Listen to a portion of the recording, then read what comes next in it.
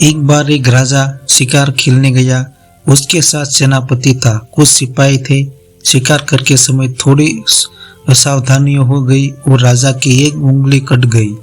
उंगली कटते ही राजा थोड़ा ठीक ठक गया और इतने में ही शिकार घायल अवस्था में ही निकल कर भाग गया।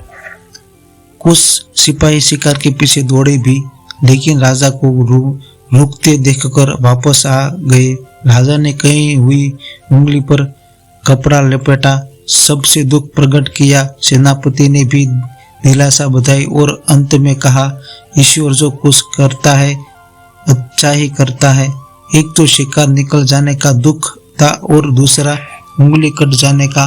इस पर सेनापति के इन शब्दों ने आग में घी डालने का काम किया।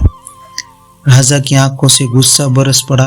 राजा बोला, मेरा साथ हलुहान हो गया, तेज दर्द हो रहा है और तुम जले पर नमक छिड़क रहे हो। चले जाओ, आंखों के सामने से तुम्हारा मुंह नहीं दिखाना चाहता मैं। यह था तो सेनापति, लेकिन राजा तो राजा ही होता है। फिर भी सेनापति खुददार था। उसने अपना अपमान सहा नहीं गया। उसने सोडे की घोड़े के लगाम को झटका दिया, बैठकर घोड़े की एक एड़ लगाई और दौड़ा दिया घोड़ा। दूसरे दिन जब दरबार लगा तो राजा ने सेनापति को बंदी बना लिया। बंदी गुरु खाते समय भी सेनापति ने राजा से कहा, ईश्वर जो कुछ करता है अच्छा ही करता है। कुछ दिन बाद राजा दोबारा शिकार खेलने गया। घना जंगल में दूर जाकर शेर दिखाई दिया। राजा और उसके सिपाहियों ने उसका पीछा किया। व्यूह रच कर आगे बढ़ने लगे। किसी तरह शेर तो निकल कर भाग गया, लेकिन ये लोग पीछा करते करते तितर बितर होकर भटक गए। राजा भी जंगल से बाहर निकलने के लिए इधर उधर भटकता रहा। अंत में राजा को सामने से भीलों का झुंड आता दिखाई दिया। वे पूजा की बलि के लिए एक आदमी की तलाश में निकले थे। राजा वही स्वयं ही उनकी गिरफ्त में आ गया था। पास आते ही भीलों ने चारों ओर से राजा को घेर लिया।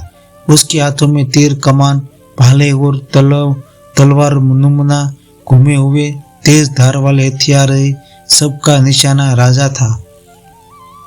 भीलों ने राजा के हथियार छीन लिए।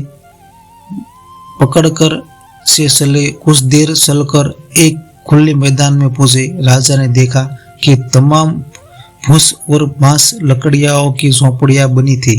झोपड़ियां के बीच में एक चौड़ा मैदान था। मैदान में चबूतरे पर वेदी बनी हुई थी, पूजा हो रही थी। मैदान आदिवासियों से भरा था। राजा को लेकर ये लोग भी वेदी के पास पहुंचे।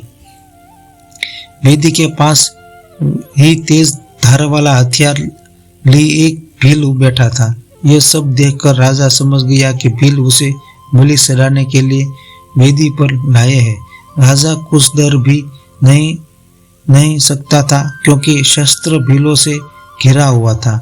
बलि देने के पहले भीलों ने राजा के हाथ पैर आदि तो ध्यान से देखा। राजा की एक उंगली कटी हुई थी। पुजारी ने कहा, यह व्यक्ति तो खंडित है, इसलिए यह बलि के लिए ठीक नहीं है।